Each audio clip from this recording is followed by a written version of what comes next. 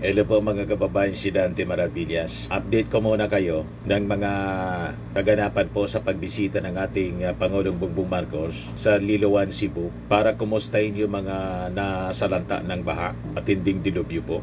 Yan yung ating Pangulo. Tuloy-tuloy ang pag-ayuda. Yan o, baldi-baldi po ang mga relief mula sa DSWD. Tapos, una na, mga kababayan na binisita ng ating Pangulong Bongbong Marcos, yung pamilya po ng mga airmen, yung 6 pong namatay na sakay ng helicopter sa Agusan, remember, sa kasagsagan po ng Bagyong Tino, kung saan nasa rescue mission sana. Kaya lang sinawing palad mga kababayan, bumagsak yung helicopter. Ito binisita rin ng ating Pangulong Bongbong, yung pamilya ng mga namatay na airmen. Sabi dyan, President Marcos visited the wake of fallen airmen of the Super Yue helicopter that crashed in Agusan del Sur to personally convey his condolences to the bereaved families. Marcos arrived at PAF Mortuary at Colonel Jesus Villamor Air Base in Pasay City, where he was received by Major General Pablo Rostria, Acting Vice Commander ng Philippine Air Force, along with other senior PAF officers, the agency said in a press release. Ayan yung ating Pangulo. He personally extended his condolences to the bereaved families of Captain Pauli Dumagan, PAF, and Second Lieutenant Royce Lois Camigla, whose remains lie in repose at the PAF Mortuary. Yung iba po, so yung labi ni na Sergeant John Christopher Golfo and Airman First Class Erickson Merico nauna nang inuwi sa kanilang mga pamilya sa kanilang hometowns po. Kaya mali po yung sinabi ni Attorney dating Comelec Commissioner Roy Naguanzon. Wala man lang pong tabang, walang tumaklolo na helicopter man lang anya. Ito nga po na disgrasya para doon sa mga nasalanta, para isalba yung mga nabaha sa Cebu. Ito nga po na disgrasya habang nasa rescue operation. Paglipad po na disgrasya. You see, sa rescue mission sana yung punta. Kaya gusto nating i-correct yung lahat ng mga pinapakalat po na fake news ng mga DDS influencers po at mga politiko. So after ng pagbisita ng ating Pangulo sa mga labi ng mga airmen po, pumiritso na yung ating Pangulo ngayong araw doon sa Liloan, Cebu para personal na pangunahan po yung distribution ng mga ayuda. O ngayon, pag-usapan natin itong iba pang mga issue rito. O ito report ng Billionaire News mga kababayan. Ang sabi diyan, a letter of complaint has been submitted to the Ombudsman against Batangas 2nd District Representative Jinky Luistro, DPWH Calabarzon Regional Director Jubel Mendoza, in Batangas 2nd District Engineer Sonia Paglikuan. The complaint alleges overpricing, irregular fund use, and wasteful implementation of the Cat's Eyes Road Stud project along Batangas City, San Pascual, Bawan Diversion Road. Ang Cat's Eye po, yung hindi mga familiar, ito yung umiilaw sa gitna ng kalsada para guide ng mga motorista. Umiilaw ito pag madilim. Yan Cat's Eye ang tawag niyan.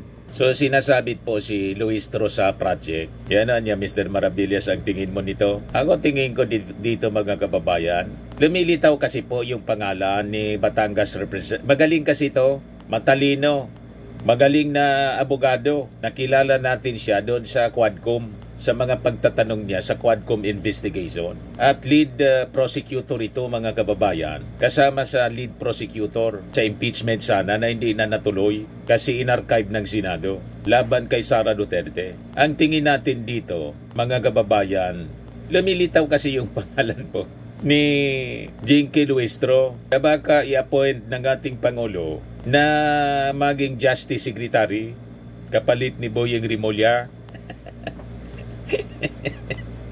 Talaga naman na niya, Mr. Maravillas. Demolition na job agad.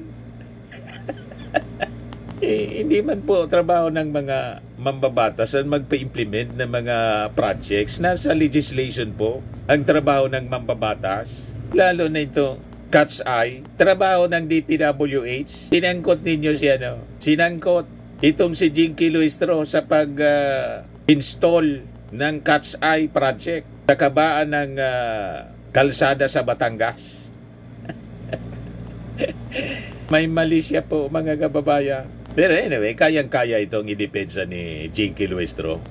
Magaling na abogada at congresswoman, mga kababayan. Ngayon, matapos na umuugong yung kanyang pangalan, na baka ito yung gawing susunod na sekretary ng Department of Justice na magsasagawa ng mga malawakang investigasyon dito sa mga flood control projects. Ayun, may biglang nagreklamo laban kay ombudsman, kay Jinky Luistro.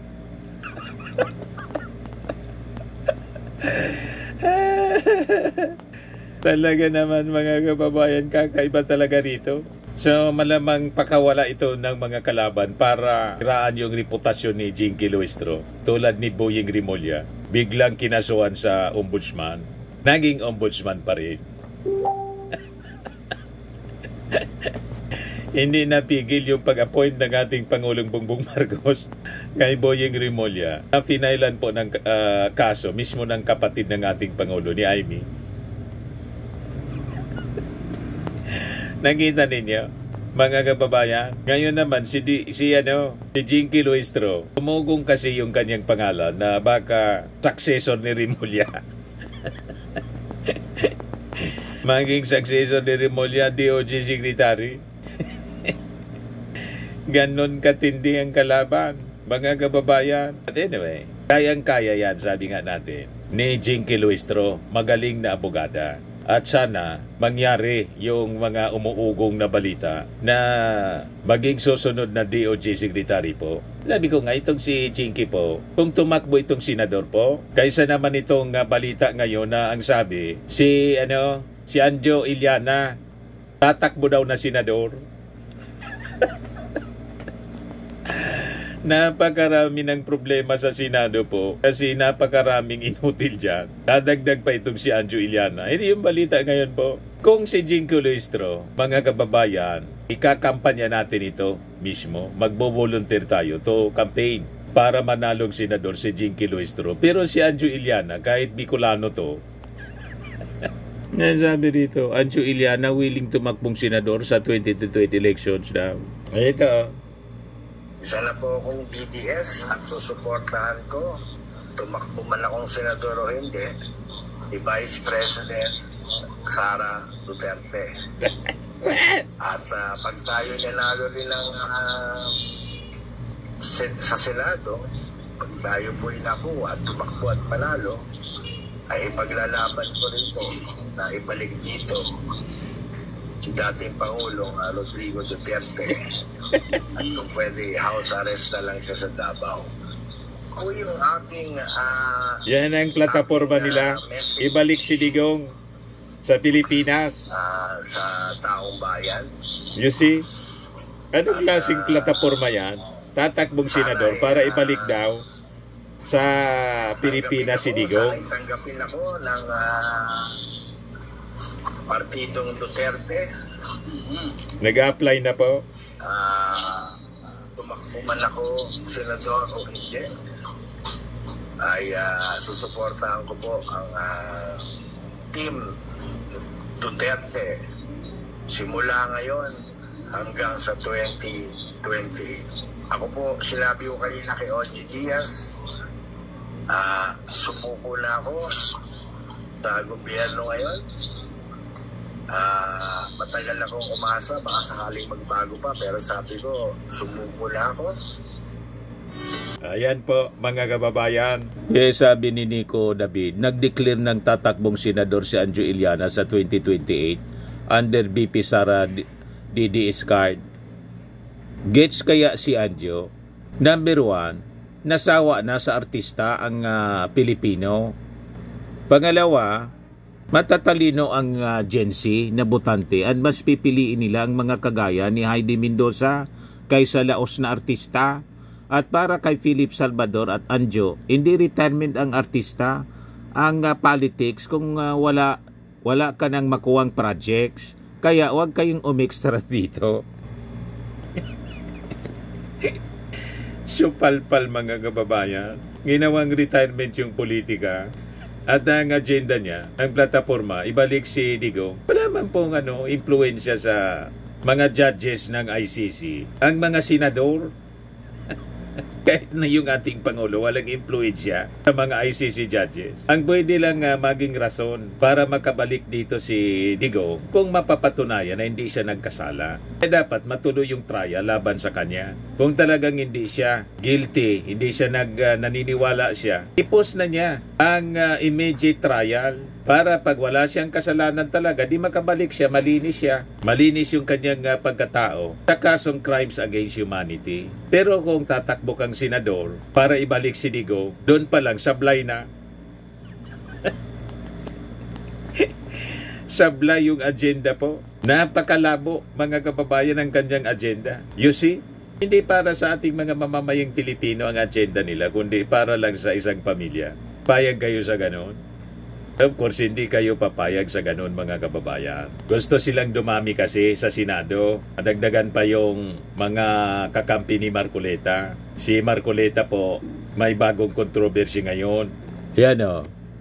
Sabi dito sa report ng Billionaire News, how did Marcoleta spend 112 million with 52 million net worth? Senator Rodante Marcoleta declared a net worth of 51.9 million pesos in his 2025 Statement of Assets, Liabilities, and Net Worth. Yet, his official campaign report tells another story, showing he spent 112.8 million pesos during the recent midterm elections, all declared from his own funds and without receiving a single contribution, cash or in kind. Oo nga naman, paano nangyari yun? Parang yung salin mga kababayan ni salin ni Chis Escudero. Pinakapobre siya, 18 million lang yung kanyang salin net worth. Pero nagawa niyang magregalo ng 57 million or 59 million worth na singsing kay kay Hart.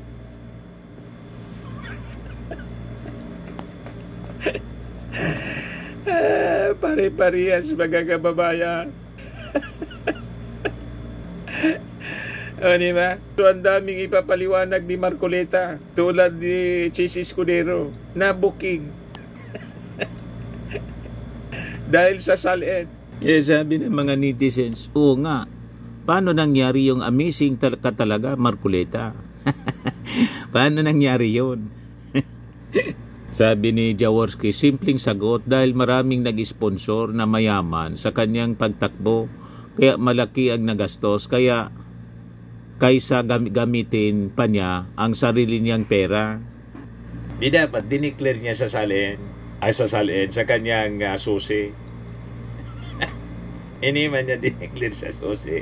Sabi ni Roel Fraginal, naku, magagalit na naman mga DDS, bawal silang punain at lagi silang tama. So anyway, mga kababayan, yan ang mga kababalaghan. Yan po yung ating short video ngayon. Natid sa inyo ng amazing pure organic barley from Malaysia o Australia. Yung mga gusto po na mag-order nito, mag-message na lang po kayo sa akin.